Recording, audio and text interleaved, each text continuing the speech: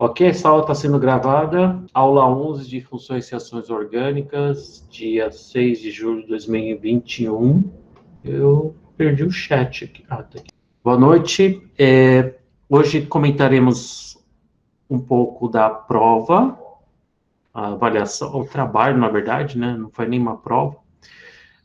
E começaremos já falando alguma coisa, dando algumas pinceladas sobre reatividade ou reações orgânicas. Pessoal, a prova foi pensada no contexto da pandemia, né? Em março, abril, houve o pico da segunda onda, né? E muitos de vocês, acredito, ficaram cientes da falta de medicamentos em UTI, principalmente medicamentos relacionados ao processo de intubação. Então, a prova foi meio que baseada nesses acontecimentos do mês de março e abril. Isso saiu bastante na mídia, né? Os medicamentos kit de intubação estão em falta, kit de intubação, faltam sedativos, faltam medicamentos, né? Não só os medicamentos, eu acho que faltam os equipamentos, né? A parte de intubação requer não só os medicamentos, precisam também de alguns acessórios e alguns equipamentos específicos. Teve casos noticiários que eles tiveram que fechar leitos de UTI para não ficar sem estoque de medicamentos. E para quem acha que isso era coisa da mídia local, né, agências de imprensa internacionais também colocaram essa notícia em evidência no mundo, né, a falta de sedativos. Isso levou à criação dessa prova. Então, uma maneira de contextualizar um pouco a disciplina que a gente está fazendo com a pandemia. E aí, a prova pedia para vocês acessarem esse documento, que é muito focado a parte de enfermagem, a parte de saúde pública também, que é orientações sobre a intubação orotraqueal em pacientes com Covid-19. Então, isso aqui acho que é do, eu não sei se é do Ministério, mas é alguma coisa, é um conglomerado de instituições que uniram e criaram um documento formalizando, né, normatizando os procedimentos de intubação. E aí tem a primeira questão, que era para vocês procurarem, não precisava ler de cabo a rabo, né, o documento era extenso, tinha algumas coisas que não tinham muita relação com a disciplina, mas eu pedi para vocês buscarem os fármacos principais, né, de ação sedativa, os sedativos e os bloqueadores musculares. Né? O processo de intubação, ele segue esse fluxograma, então é um processo delicado. Só fazendo um adendo, acho que na prova eu coloquei alguns links para quem tivesse mais interesse em saber sobre a intubação, né? O processo de intubação, pelo que eu li, pelo que eu consegui compreender, é um processo super delicado e principalmente para pacientes que estão em UTI com pneumonia viral grave, né? No caso aí de COVID, decorrência da Covid, as chances de sobrevivência é maior do que você não entubar, né? Mas mesmo entubando, a chance de sobrevivência é relativamente baixa. Né? Então, tem casos que fizeram um estudo que até teve, não sei se isso é verdade, mas fez um estudo que 50% de mortalidade de pacientes que foram entubados tiveram a chance de morrer é quase 50%.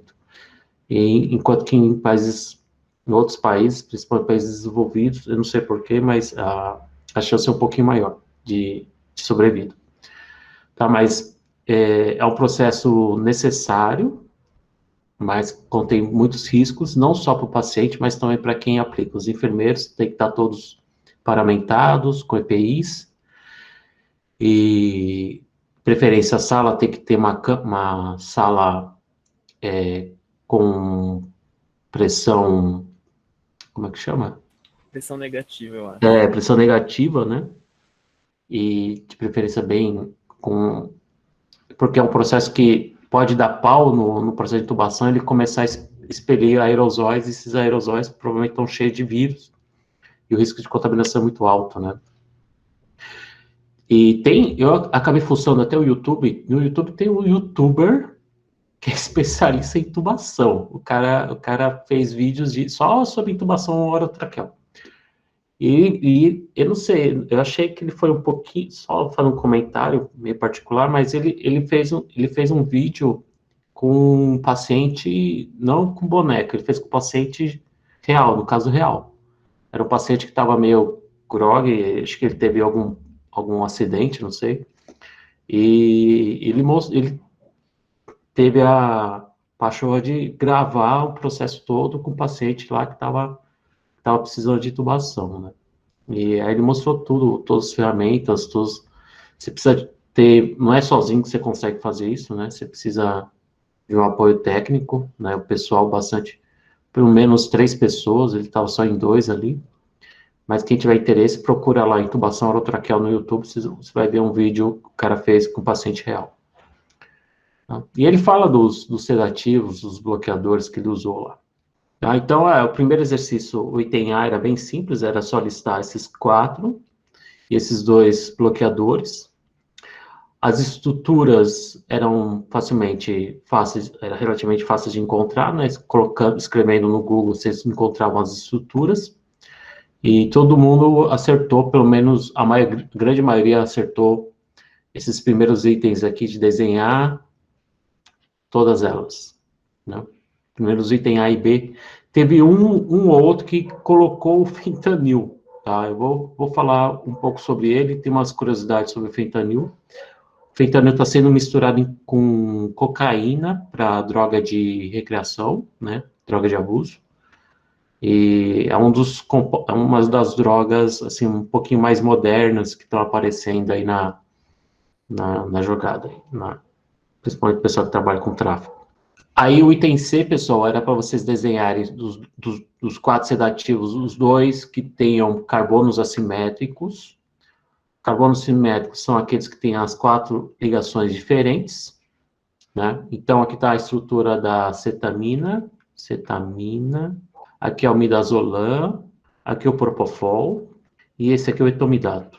Outra curiosidade também, não sei quem que é, eu era fã de Michael Jackson. Michael Jackson, parece que a causa da morte dele foi por overdose de propofol.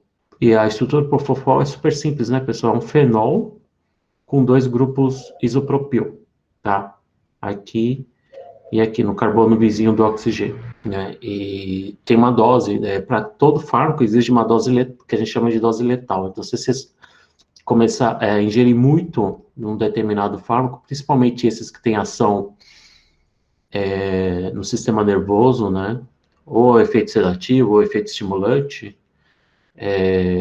ou efeito anestésico, né? Pode ser letal para o ser humano. Eu vou contar um pouco. Professor, Oi.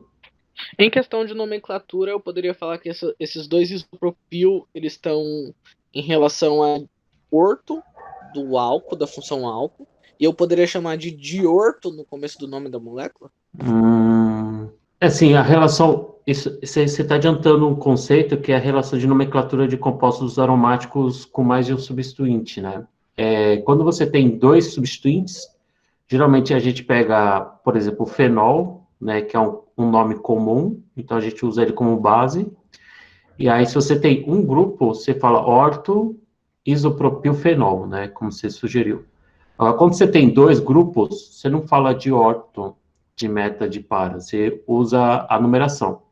Então, aqui vai ser 1, 2, 3, 4, 5. Então, aí você coloca 1, 5 de isopropilfenol. Existem outras regras de nomenclatura, mas eu usaria a numeração. Se não me engano, que é 1, 2, 3, 4, 5, isso. Na verdade, não seria o carbono da hidroxila? Se você chamar quando você tem mais de um substituinte, é porque você não tem como substituir o fenol, né? Tem mais alguma coisa ligada nele. Então, creio eu que a gente numera a partir do carbono vizinho do fenol, do OH, né? Eu posso estar errado, mas depois eu confiro o nome e o PAC dele, o nome mais formal. Então, para quem era fã de Michael Jackson, ele faleceu muito provavelmente por causa desse fármaco aqui. Né? É incrível que um fármaco tão relativamente simples esteve em falta durante a segunda onda da pandemia. Creio que isso aqui acho que tinha, mas acho que os mais caros, eu acho que não, tá? Porque o preço dele não é tão caro, do Propofol. E aqui a succinil colina, são os dois bloqueadores, né? Esse aqui são os sedativos, e esse aqui são os bloqueadores. Professor, qual que é a diferença? Então, aí a gente começa a entrar na parte de farmacológica, que aí não domino muito, mas como estava no PDF lá, que ele separou sedativos, bloqueadores, e esse aqui é o rocurônio. A parte de bloqueador, acho que para você não se mexer muito, né, para você ficar parado, e os sedativos é para você ficar menos consciente, acredito eu. Porque muitas vezes a pessoa pode estar com a consciência baixa, mas pode estar se mexendo um pouco. E aí, para você, se você ficar se contorcendo muito, acho que talvez pode machucar o paciente. Se vocês forem ver o vídeo lá que eu sugeri, o cara usa um acessório para você abrir a boca. Eu acho que estava no vídeo da demonstração com o boneco, mas é um processo, meu, parece que você vai matar o cara, vai enfiar uma faca dentro da garganta da pessoa, né? Que é um acessório bem, assim, o vídeo é eu fiquei meio transtornado, assim, com o vídeo. Ok? Então, esses eram os quatro, os dois que têm carbonos assimétricos é a acetamina e o etomidato. Já respondendo o outro item, é para descobrir qual que era usado na forma racêmica, a forma quiral, tá? Muitas vezes, quando o composto é usado na forma quiral, o próprio Wikipedia discrimina qual que é o enantiômero mais usado. Então, quem acessou o Wikipedia a respeito desses fármacos, vocês viram lá que o etomidato é usado na forma R. E a cetamina, assim, você batendo o olho, quando geralmente, não vou dizer isso que isso acontece sempre, mas quando você tem as quatro ligações sem discriminar o que está para frente e para trás, é muito provável que esse fármaco seja usado na forma racêmica. Ele não discriminou qual que é o enantiômero usado para esse efeito sedativo. Parece que os dois isômeros têm. Aí teve gente que foi mais a fundo, né? Vi que os dois isômeros são usados e um deles tem uma atividade um pouco maior que a outra. Okay? Isso era uma coisa que eu nem sabia. Acho que era o S, né? A outra questão era para descobrir, era para justificar por que esse etomidato está na forma R. Então, creio eu que todo mundo, tirando aqueles que só copiaram, mas tudo bem, atribuiu a ordem de prioridade, 1, 2, 3. Todo mundo colocou quase a mesma figura, quase o mesmo desenho. Então, provavelmente, alguns acabou resolvendo para muitos, tá? Posso estar errado. E aí descobriu que isso gira em ordem sentido horário, hidrogênio está para trás escondido aqui, e justifica o R. Tá? Então a gente está vendo algumas coisas que a gente viu na disciplina, nesse contexto aqui de sedativos para intubação. E aí outra questão é sobre a do Propofol, né, do fenol. O Propofol era para identificar qual que era o parecido com fenol. Fenol, pessoal, é usado também, pessoal que fez, principalmente as mulheres, né, fizeram progressiva.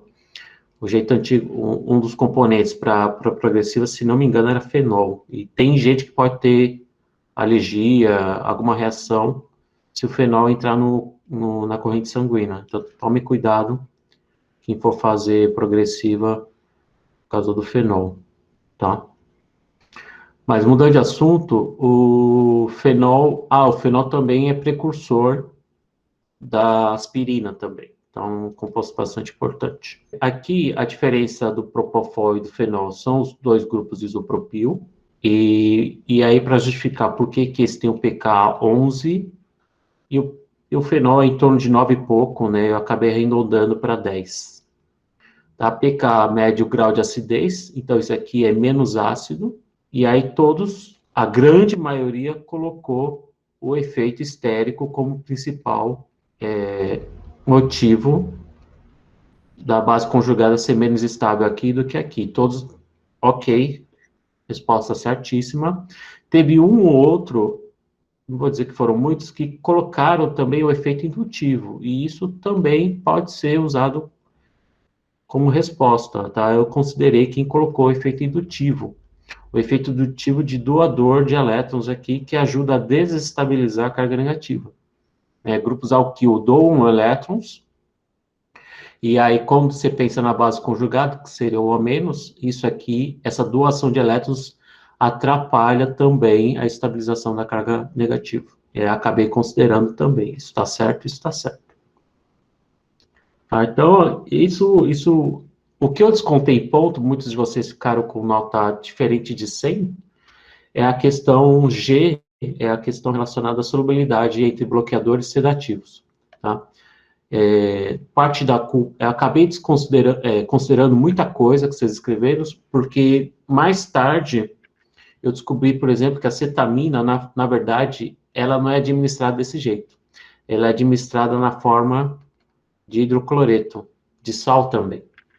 Tá? Então, alguns que escreveram a resposta correta, né? Os bloqueadores são mais solúveis em água por conta das cargas localizadas, né? A gente tem cargas formais positivas e negativas, a gente tem cargas nessas espécies. O rocurônio é outro problema que eu acho que é culpa também da internet, né?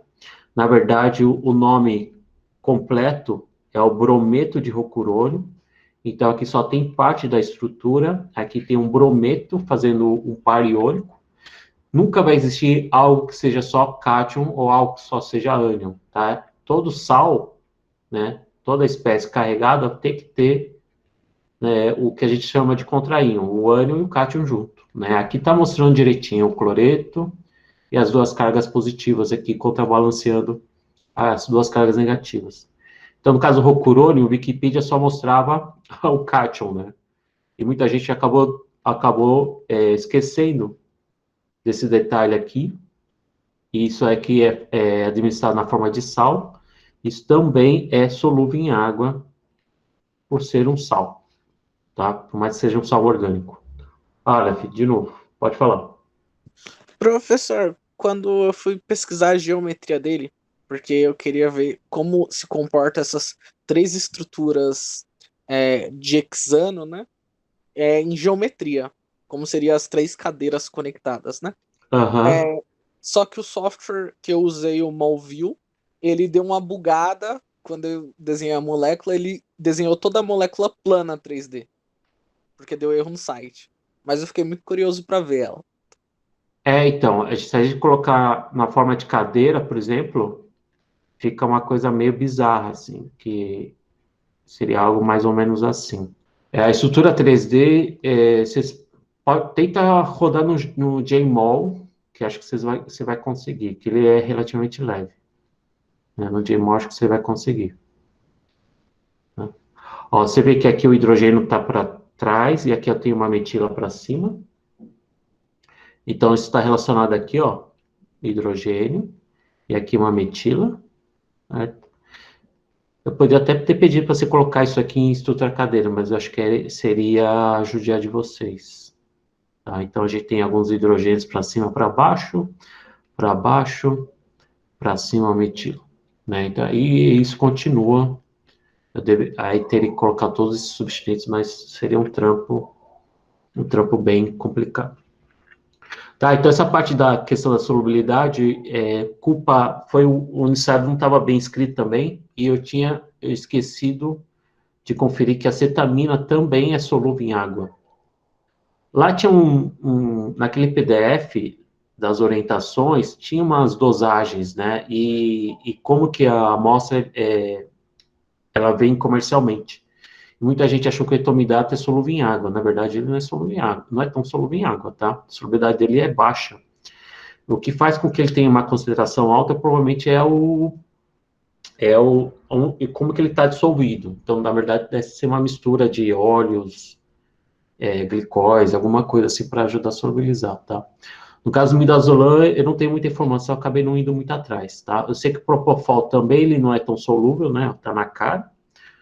Tá? Apesar de ter um OH aqui, ele não faz ligações de hidrogênio, mas não chega a ser o suficiente para deixar ele solúvel em água. Tá? Então, considerando os sais, então esses três sais com certeza são solúveis em água. Tá? Então, eu acabei desconsiderando acabei escrevendo que era mais simples do que ficar explicando que era duplas, presenças de aromáticos, apesar de conjugações diminuir a solubilidade, tudo bem, mas esse composto aqui, esteroidal, ele é um lipídio, né? Então, quem fez bioquímica, muita gente eu sei que não fez, mas em bioquímica, esqueleto esteroidal, que foi uma das perguntas, esteroides são uma classe de lipídios. E lipídios têm a propriedade comum de ser pouco solúveis em água. Isso aqui, se não fosse um sal, ele seria completamente solúvel em água, pouco solúvel em água. Tudo bem, pessoal? Acho que eu respondi todas as questões, né? Só indo adiante ainda nessa questão dos sedativos para intubação, um ou outro aluno colocou o fentanil, e eu acabei considerando, o fentanil faz parte lá do kit intubação. E achei algumas informações que eu não sabia também, e acabei estudando um pouquinho para essa aula. Vou colocar algumas estruturas, assim, tem algumas estruturas que eu bato o olho, eu sei o que é. Esse aqui, por exemplo, é a morfina, esse aqui é a heroína, depois eu vou contar a história dele. Essa estrutura aqui é a anfetamina, anfetamina acho que é com N, né? Anfetamina. Esse aqui é o MDMA. Eu acho que eu já coloquei a estrutura do MDMA nessa turma aqui, né? Nome formal, êxtase. Acho que êxtase é meio cringe já, não é tão... é coisa de velho, eu acho, êxtase, né? E esse aqui é a adrenalina, certo? O que eles têm em comum, pessoal? Uma coisa bastante relacionada à química medicinal. Então, é uma outra área da química, mas que não precisava ter só em pós-graduação, poderia ter em graduação. Química medicinal é estudo é você sintetizar moléculas e testar biologicamente o efeito delas, né? Basicamente isso. Então, você precisa ter habilidades e visualizar bastante química orgânica, mas também ter alguma noção de fisiologia, farmacologia, toxicologia, aquelas disciplinas voltadas mais à área medicinal. O que eles têm em comum? Eu estou sinalizando em vermelho o aromático, 2 carbonos, nitrogênio. Aromático, não é a minha área, essa área de química medicinal, mas eu acho legal. Aromático, 2 carbonos, nitrogênio. Aromático, 2 carbonos, nitrogênio, tá? Quem não sabe, acho que muitos de vocês já sabem para que serve morfina, heroína, né? O fentanil é um sedativo bastante potente, também, então faz parte de... É um sedativo também que faz parte das classes dos opioides. Vou falar da história dos opioides também. Anfetamina é aquele que deixa acordado, né? Os rebite lá de caminhoneiro. O êxtase também tem aromático, carbono, nitrogênio. Aromático, adrenalina, acho que todo mundo já sabe para que serve, né? Ela é produzida no nosso organismo para deixar a gente alerta, né? Momentos de estresse também, a gente tem uma quantidade, uma liberação de adrenalina. E todos eles têm essa estrutura anaromático, carbono, nitrogênio. Então, provavelmente, qualquer coisa que você ingere, um fármaco ou algum produto natural, por exemplo, a própria morfina, né, um produto natural, se você tiver um aromático, carbono, nitrogênio, é grande chance de ter um efeito no sistema neurológico, né? Ou você vai ficar super agitado, ou você vai estar sedado, né? Independente se vai ser sedado ou não, é o mecanismo de como funcionam essas moléculas, mas, via de regra, isso acabou virando um padrão. Toda molécula que tem aromático, carbono, nitrogênio, é bem capaz de ter alguma ação no sistema nervoso. Isso que eu queria comentar. Outra curiosidade é dessas classes do fentanil, eu vou escrever de novo aqui, heroína, morfina, codeína. Esse aqui, só para comparação, é o paracetamol, que acredito que muitos de vocês devem ter tomado uma vez na vida. E esse aqui é o carfentanil. Nesse site aqui, eles fizeram tipo uma escala de opioides. O que seria uma escala de opioides? Uma escala de poder sedativo, vai.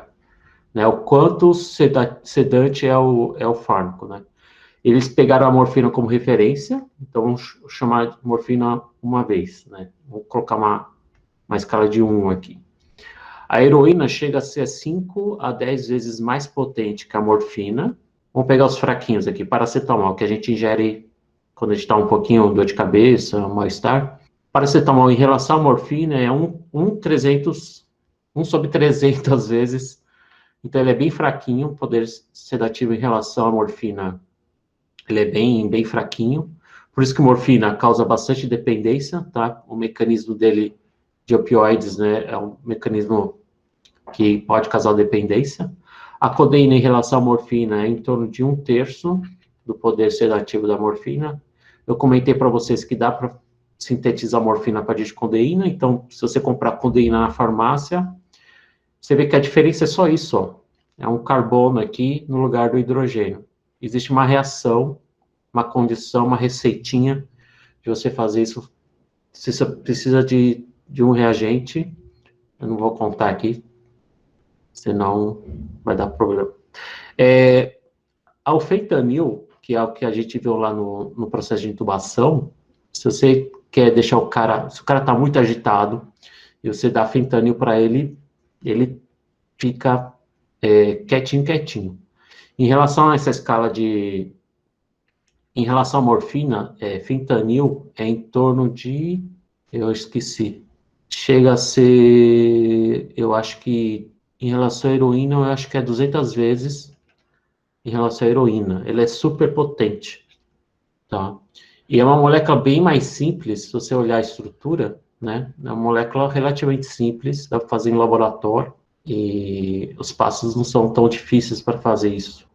Então, pelo fato de ele ser tão potente, 200 vezes em relação à heroína, se a heroína já é 5 a 10 vezes em relação à morfina, então ele deve ser no mínimo umas 1000 vezes mais potente que a morfina, só para vocês terem uma ideia. Tá?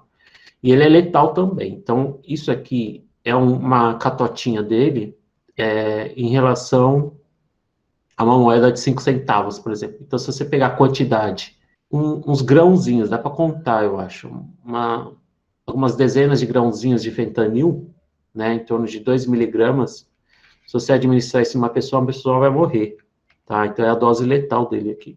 Tá? Então, você não pode ingerir mais que 2 miligramas. Então, imagina um pessoal que trabalha com tráfico de drogas, uma quantidade bem pequenininha, pode matar a pessoa. Então, se você não, mas traficantes usarem a balança, não souberem usar a balança, você pode, muitos usuários de drogas pode levar à morte. Tá? A quantidade, se a gente olhar lá atrás, deixa eu ver se tem lá naquele primeiro slide. Não, aqui não tem as quantidades. Deixa eu ver se tem aqui. Ó, fentanil, 1 a 2 microgramas por quilograma de massa, né? Então, uma pessoa de 80 quilos, você vai administrar em torno de 80 microgramas. 80 microgramas é equivalente a 0,00008 gramas, né? Ou 1, 2, 3, 0,08 miligramas. Então, você tem que dar muito pouco, muito pouco, já é suficiente para deixar o cara baqueado já. Tá? Então, é uma droga super potente, por isso que os traficantes estão de olho nisso daqui. Se vocês acham que cocaína, heroína, morfina já são coisas, já tem coisas muito mais potentes. E o mais forte de todos é o carfentanil. O carfentanil, em relação à morfina, eu posso estar errado, depois que vocês acessam esse site aqui para ver, eu posso estar errado, acho que é 50 mil vezes mais potente que a morfina. É muito forte. E ele é tão forte que o uso dele é tranquilizante de elefante, literalmente, tá? Então, elefante que tem uma massa corpórea, né, bem grande, né, e para você tranquilizar um elefante, por exemplo, um elefante está invadindo a cidade, está causando terror, né, está destruindo tudo, aí você usa um dardo carregado de carfentanil, e é certeiro que o elefante vai dormir, vai ficar inconsciente rapidinho. Então, isso aqui é um valor absurdo, é a quantidade absurda. Imagina se você ingerir carfentanil, então, administrar o carfentanil em seres humanos. Vai ser muito tóxico. Aproveitando essa aula, eu queria contar a historinha da aspirina. A aula de hoje vai ser mais Discovery Channel, vocês vão ver que aspirina e morfina têm uma relação aqui. Muitos de vocês acho que já devem ter ouvido a falar dessa história. A Bayer, até então, eles trabalhavam com corantes de tinturas. A indústria química, a indústria farmacêutica surgiu da indústria química, né? As indústrias que trabalham com corantes de tinturas começaram a sintetizar algumas moléculas coloridas que aí começaram a perceber que algumas delas tinham atividade biológica, matava a bactéria, tinha ação antibiótica, e aí eles começaram a migrar de área, sair da área têxtil, né, da área de corantes, e começou a migrar para a indústria farmacêutica, né? Então foi a partir daí que surgiu as grandes companhias. Aqui está a estrutura da aspirina, mas depois eu vou comentar de novo. Tá. A aspirina é um nome, é uma marca, na verdade, né, que foi criada pela Bayer, certo? Como se fosse Coca-Cola, sabão Omo, né, esse tipo de coisa. Depois eu vou falar por que eu estou falando disso aqui. Quem descobriu, quem investigou, na verdade, quem ajudou no desenvolvimento da aspirina foi esse rapaz, esse senhor aqui, o Felix Hoffmann. Ele estava pesquisando, na época, a molécula da salicina. A salicina é essa molécula inteira aqui. Ele tem uma estrutura que parece uma estrutura cadeira, né? É uma estrutura cadeira, só que ele tem um oxigênio aqui e vários OHs. Isso aqui é um núcleo de glicose, tá? Tá? Aqui tem uma parte de açúcar e essa parte aromática aqui da salicina. Já se sabia as propriedades da salicina, então a salicina tinha um efeito analgésico, né, parecido da aspirina. Isso já era conhecido por séculos, talvez por pessoas que trabalhavam com plantas medicinais, né? Muitas vezes eles pegam essas informações de índios, de povos nativos. Só que o problema disso é que ele tinha um gosto muito amargo. Então, ele pesquisou uma maneira de transformar isso aí numa molécula mais que não tivesse tanto esse efeito indesejado aqui. E aí ele fez várias reações. Uma das reações foi hidrolisar isso aqui, quebrar essa ligação. Na verdade, é uma hidrólise que a gente fala, né? E aí, essa parte aqui, ele descobriu que só essa parte já era suficiente, ele tinha atividade. Então, ele tirou a parte do açúcar e descobriu que só isso aqui já era suficiente para ter o efeito analgésico. Só que o problema do álcool salicílico, ele continuou testando, pegou o álcool salicílico e começou a fazer alguns testes, e aí, em algumas reações que ele testou, ele fez o que ele chama de oxidação, que é transformar esse grupo álcool numa forma mais oxidada do álcool. A forma mais oxidada do álcool seria o aldeído, e a forma mais oxidada do aldeído seria o ácido carboxílico. E aí descobriu que esse ácido, ele tem uma atividade mais, ele é mais potente, né? E também descobriu algumas propriedades interessantes como anti-inflamatório. Então, o pessoal que tem dor nas costas, não sei se isso é artrite, mas algumas dores musculares, se você tomar aspirina, você consegue, ele ameniza um pouco, ele tem esse efeito anti-inflamatório. Só que o problema é que não daria para comercializar, porque o ácido salicílico, ele é irritante para o estômago, tá? Então, ele tinha que ainda investigar, ir mais além, para tentar desenvolver um fármaco melhor, né? Que não causasse tanto efeito indesejado. Nesse caso, era a dor no estômago. E aí, alguns testes, ele foi para o laboratório, descobriu que esse grupo fenólico, né? Aqui tem um fenol aqui de novo, ó, o fenol da questão. A gente sabe que isso aqui tem um pK em torno de 10. Não é um ácido forte, pessoal, mas ele libera, esse H sai, né? Então, ele descobriu que esse OH era responsável por causar irritação no estômago. Não me pergunte por quê, porque como o estômago já é ácido, creio eu que isso aqui estaria na forma não dissociada, mas um pouco que ele dissocia provavelmente causa uma irritação no estômago, né? E aí ele fez algumas reações e acabou levando, na verdade, uma reação de esterificação. Essa reação a gente não vai ver na disciplina, a gente vai ver, quem for seguir as disciplinas de química, uma reação que a gente vê muito em mecanismos de reações orgânicas, que é a próxima disciplina. E aí levou ao ácido acetilsalicílico, que é o AAS, que todo mundo conhece, e a gente chama mais formalmente de aspirina. Então, essa foi a grande sacada do Hoffmann, né? Tirar esse efeito indesejado do fenol, substituir por um éster, e aí minimizou muito o efeito do estômago. Muita gente ainda, mesmo assim, tem sensibilidade à aspirina, né? Creio que um de vocês aí deve ter efeito indesejado. Tem gente que toma aspirina, sente muita dor no estômago ainda, né? Que a gente fala de sensibilidade à aspirina, mas a maioria não tem esse problema. Tá? Presta atenção nisso daqui, pessoal, que eu vou comentar de novo. O que tem a ver a aspirina com morfina?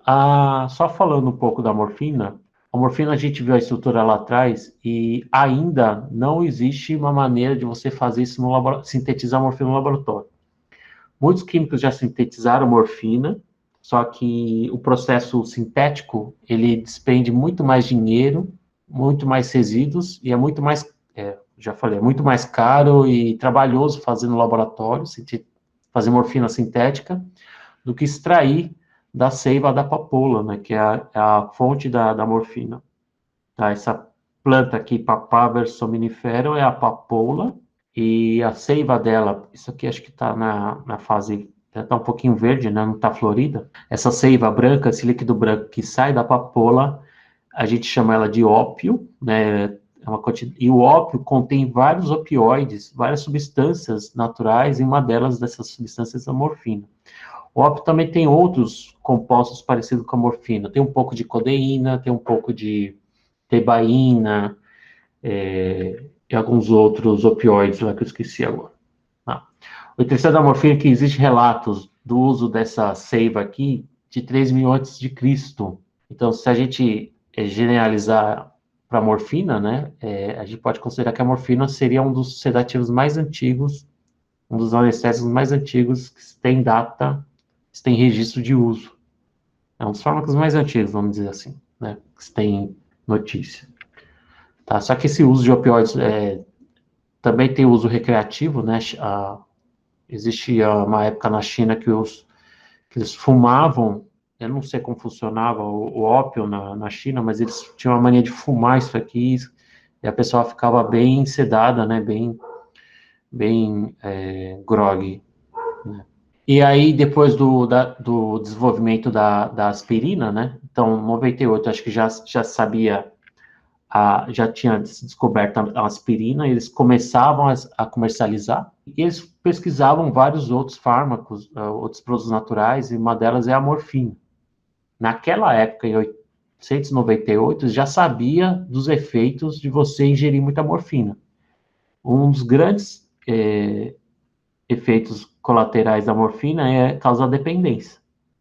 Isso está relacionado com o mecanismo de ação desses opioides. E aí, o que esse pessoal da Bayer na no milênio retrasado, eles fizeram?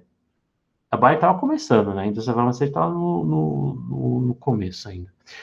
Eles falaram assim, ó, se deu certo aqui com a aspirina, né? A gente fez uma esterificação aqui no ácido salicílico e deu certo. Por que a gente não esterifica também a morfina e vê se não tira esse efeito indesejado da dependência? Foi isso que eles fizeram. Então, eles pegaram a morfina, que está aqui, fizeram a mesma reação de esterificação para sintetizar a aspirina, né? E aí, eles tinham esse OH fenólico e esse OH um álcool normal, tá? Essa reação de esterificação nos distingue o OH do fenol e o OH do ciclohexeno aqui, tá? Então, acabou esterificando os dois OHs aqui. Então, eles decidiram assitilar para ver se atenuava o efeito indesejado. E aí, eles obtiveram esse composto aqui. Vamos fazer alguns testes, né? Os testes iniciais eram muito promissores, então eu não sei qual eram os protocolos de teste naquela época. Descobriu-se que ele era muito mais potente que a morfina, eu já falei lá atrás, né? Que ela é em torno de 5 a 10 vezes mais potente que a morfina. E precisava uma dose muito pequena, já era suficiente para causar o efeito desejado, né? Então, aí o que os químicos da Bayer decidiram fazer? Vão vender, né? Aí fala, a gente deu um nome bonito para aspirina, né? Para o ácido acetil salicílico, vamos dar um nome para esse novo composto. E aí a Bayer deu um nome para esse novo fármaco de heroína. E existe até algumas fotos aqui, ó. Essa aqui é uma foto da Bayer comercializando heroína. Chegou a ser comercializado como antitussígeno, tá aqui, ó, sedativo para tosses, né? Nessa época a Bayer já tinha vários outros fármacos à disposição, ganharam muito dinheiro, né? E aí só depois que eles começaram a comercializar, perceberam que a heroína causava muito mais dependência. E aí eles tiveram que tirar do mercado. Para quem não sabe, a heroína foi uma criação, principalmente o nome e também a descoberta a invenção da heroína foi uma invenção da Bayer também, a mesma da aspirina. E aí a gente tira sarro porque a Bayer, se você produzir aspirina ou AAS e usar o nome aspirina, é como se você estivesse vendendo, é como se você estivesse fabricando Coca-Cola e vendesse o nome Coca-Cola, né? Então, se você colocar aspirina no seu AAS, a Bayer vai te processar pelo copyright, pelo nome aspirina. Mas quando a gente fala de heroína para a Bayer, eles ficam quietos porque eles querem se livrar dessa sombra aí, desse desastre que eles causaram da heroína, né? Essa é a história. Eu enrolei um pouco vocês, mas eu precisava contar essa historinha aqui, porque tem a ver um pouco com reações, né? A gente viu algumas moléculas sendo transformadas, e isso tem a ver também com o que a gente estava vendo com sedativos de intubação. Aí eu fiz um link com essa história aqui da heroína, que foi a criação da Bayer, pouca gente sabe. Essa história que eu tirei de um livro, então Botões de Napoleão. Então quem tiver interesse, Botões de Napoleão é tipo uma coletânea de historinhas que tem a ver onde a química faz parte, não é história da química, é química na história que a gente fala, né? E uma das histórias aqui interessantes envolveu ao surgimento da heroína. Ah, a Larissa falou que já leu. Ó, o Matheus já tá indo pro submundo aqui, para a Deep Web. Falou que tem um PDF, tá? É um livro legal, assim. E vocês vão ver que nesse livro tem muita estrutura, fórmula estrutural, então tem um pouco de química orgânica lá. Dúvidas quanto a P1? Pessoal, a aula vai ser curta, porque falar de princípios de reatividade, na verdade, ele vai falar basicamente de reações. Então, fazendo um link aqui com o TQ, reações nada mais são que transformações químicas, né? Então, quem teve TQ, lembra que transformações a gente tem as físicas, mas a gente também tem as químicas. As transformações físicas estão muito associadas a mudanças de estado, né? Estado físico, né? Estado sólido, líquido, gasoso, e estar atrelado a processos de quebra e formação de interações, forças intermoleculares, né? Ligações de hidrogênio, Van der Waals, dipolo induzido, íon dipolo, esse tipo de coisa. Agora, as transformações químicas, elas são caracterizadas por mudanças, não mudanças de estado, mas mudanças de reagentes indo a produtos, né? Então, a gente tem mudança de cor, evolução de gás, mudanças de formação de precipitado, esse tipo de coisa, né? E aqui o que ocorre numa reação, uma transformação química, é a quebra ou formação de ligações. E aí a gente está voltando lá atrás, eu vou apagar aqui, pessoal, eu coloquei em singular, mas ligações químicas, né? E a gente teria que voltar lá atrás, mas eu acho que não convém ficar falando de ligações de novo. Por que eu estou repetindo isso? Porque a gente vai lidar com reações, agora reações orgânicas. E nas reações orgânicas segue o mesmo princípio, quebra e formação de ligações. Também envolve isso. Quais são os tipos de quebra ou formação de ligações que a gente conhece em compostos orgânicos? Se a gente considerar a maioria dos compostos orgânicos formados por ligações covalentes, as ligações covalentes pode ser quebrada, por exemplo, de duas maneiras. Aqui está mostrando a estrutura covalente, mas é na estrutura de Lewis, né? Uma ligação covalente consiste num par de elétrons. Essa ligação a gente pode quebrar, a gente precisa quebrar uma ligação num certo momento, numa reação. E essa ligação pode ser quebrada de duas formas. Ela pode ser quebrada de forma homolítica e de forma heterolítica. A forma homolítica é a forma onde um elétron vai para um lado e um elétron vai para o outro lado. E aí a gente tem a formação do que a gente chama de radicais. Radicais são essas espécies que possuem um elétron desemparelhado. Então, provavelmente quem teve aulas de orgânica no ensino médio, principalmente na parte de nomenclatura, e alguns de vocês colocou radical isopropil na prova. Não está errado, mas atualmente a gente evita muito falar radical, a gente fala mais substituinte ou grupo, porque confunde um pouco esse conceito de radical, que é o substituinte do propofol, né? Muita gente chamou isso de radical, tá? Eu costumo evitar a palavra radical, porque radical tem mais a ver com essas espécies com elétrons desemparelhados. E reações com radicais, a gente chama de reações radicalares. Ela é uma classe de reações muito específicas, radicalares. Dá para dar em 10 minutos, se der tempo eu comento um pouco sobre esse tipo de reação. O tipo de reação ou de reatividade que a gente vai lidar mais é aquelas em que envolve a quebra heterolítica, ou seja, um par de elétrons vai para um átomo ou para o outro. Quando eu sei se vai para o B ou se vai para o A. Bem, se a carga for para o B, é porque o B é mais eletronegativo. Olha o pilar da eletronegatividade de novo aqui. Então, a maioria das reações que a gente vai ver a partir desse bloco vão envolver a formação de cargas, tá? Ao invés de radicais. E essas formações de cargas positivas e negativas fazem parte de muitas reações orgânicas. Então, quais serão os tipos de reações que a gente mais, se der, eu não sei se vai dar tempo de ver todas, mas quais são as reações que a gente vai ver mais aqui? Deixa eu usar um verde, vai. Bem, os tipos de reações que a gente vai ver, estou falando tudo bem por cima, porque vai ter bastante tempo, creio eu que vai ter bastante tempo para falar de todas as reações. Os tipos de reações que a gente vai ver mais são as de substituição, a de eliminação, vou colocar na ordem, as de adição, e não nessa disciplina a gente tem reações ácido-base, quer dizer, nessa disciplina a gente já viu, e tem uma aqui embaixo que eu vou colocar, são as reações de redox ou oxirredução. Entre as reações de substituição, a gente vai ter a nucleofílica e a eletrofílica.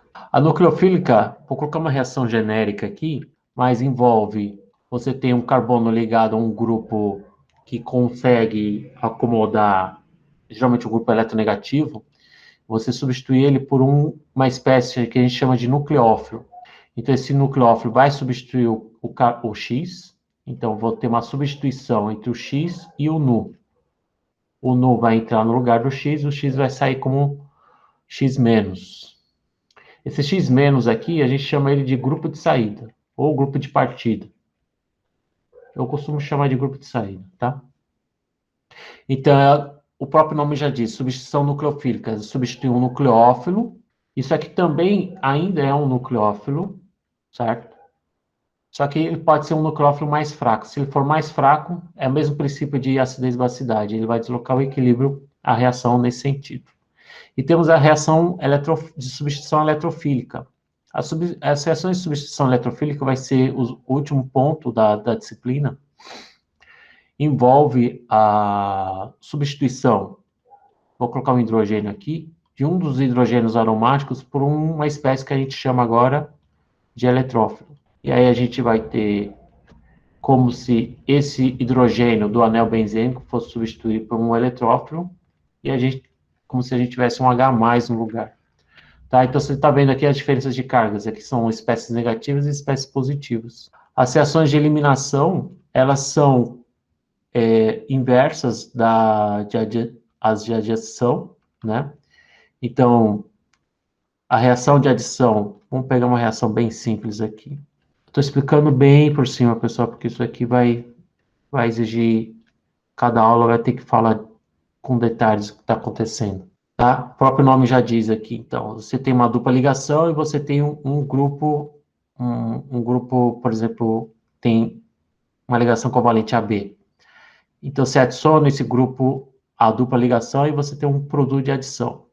Então, nesse sentido, seria, você tem dois reagentes, né, virando um produto, parece uma reação de síntese que a gente vê em TQ, se assemelha bastante a uma reação de síntese.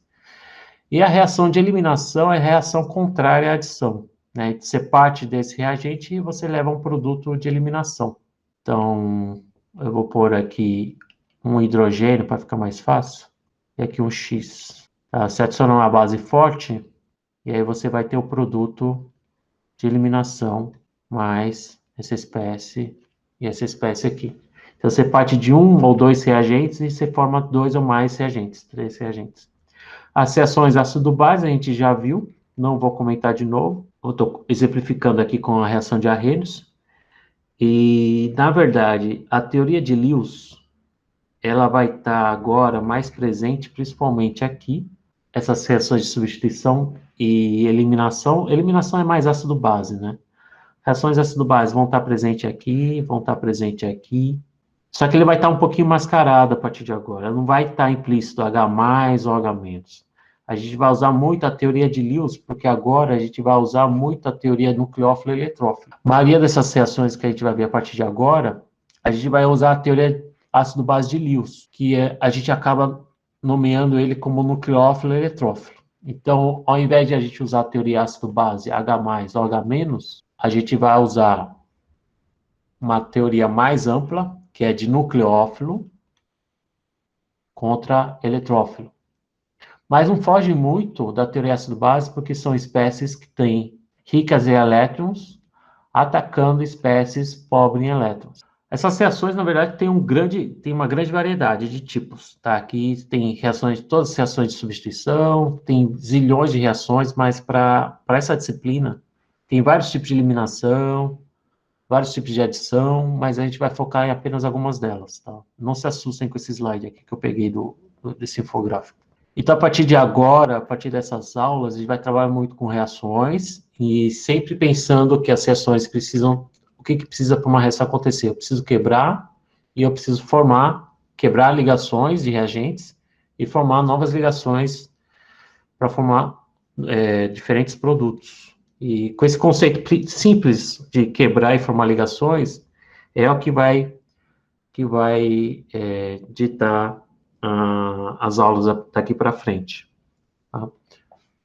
Eu vou comentar uma coisa que muitas dessas reações... está fora de ordem aqui, pessoal. Mas muitas dessas reações que a gente vai começar a ver, ela precisa ser explicada no papel.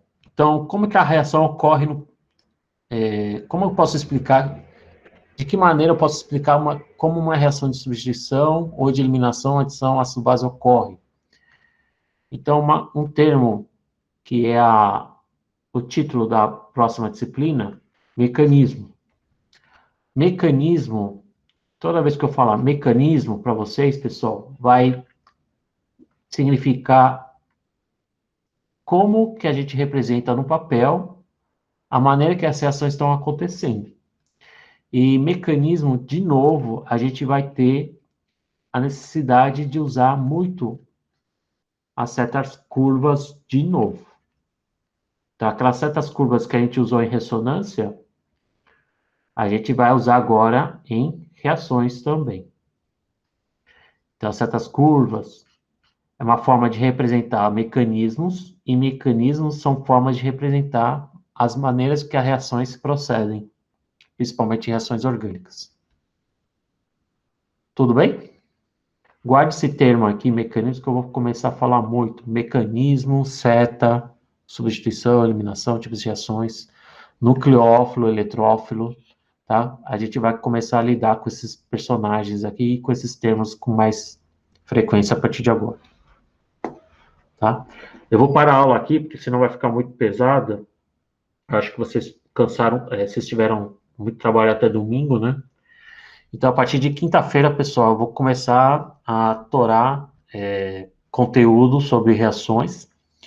E não se assustem com as terminologias, com as especificidades, mas é o que a gente costuma dar no início de disciplinas de química orgânica, na parte de reações, e serve como base para vocês visualizarem como a maioria das reações orgânicas acontecem. Tudo bem? Dúvidas? Ok, pessoal. Legal, pessoal. Então, quem não tem mais dúvidas, a gente se vê então na quinta-feira.